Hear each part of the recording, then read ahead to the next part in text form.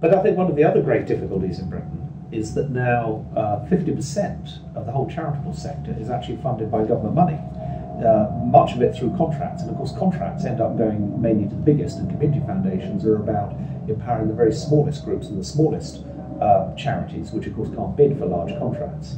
But I think also there is a tendency for people to depend on the next government contract to come along. And of course the current financial climate means that probably one of the first things that is going to be cut are things that are going to be associated with contracts in the charitable sector. In fact, I'm on record of saying that we don't really have this rather disparaging term, the third sector, we shouldn't use anyway, because I think who wants to be, as somebody said, who wants to be third?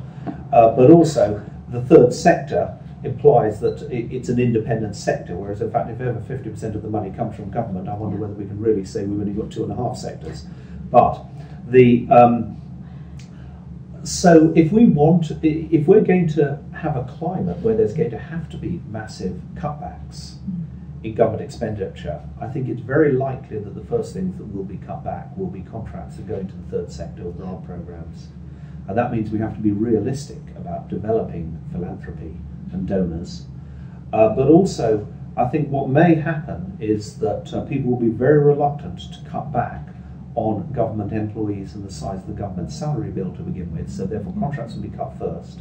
Then in the second phase we'll see a reduction in the level of government employees, which will then mean there's no delivery capacity, and they'll probably turn back to the voluntary sector to delivery, because the capacity to deliver will have been cut.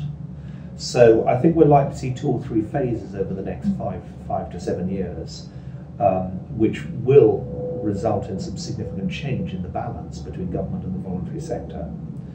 But it also means it's important for community foundations, because many of them had become quite dependent upon government programs. And of course their true business should be developing permanent endowment funds for philanthropists and supporting philanthropists. And I often say to community foundations, you're giving effect to a donor's dreams. And they say, you know, we're giving effect to a donor's dreams, how could that be? And I said, when somebody drives down the road and sees a bunch of kids hanging around outside the local convenience store, bored, you know, looking at whether they can, looking at whether there's some drugs to buy, wondering what to do to keep themselves entertained, and they say, I wish I could change that, and somebody has the financial capacity to change that, then we're giving effect to their dreams, and that's how we should view our role.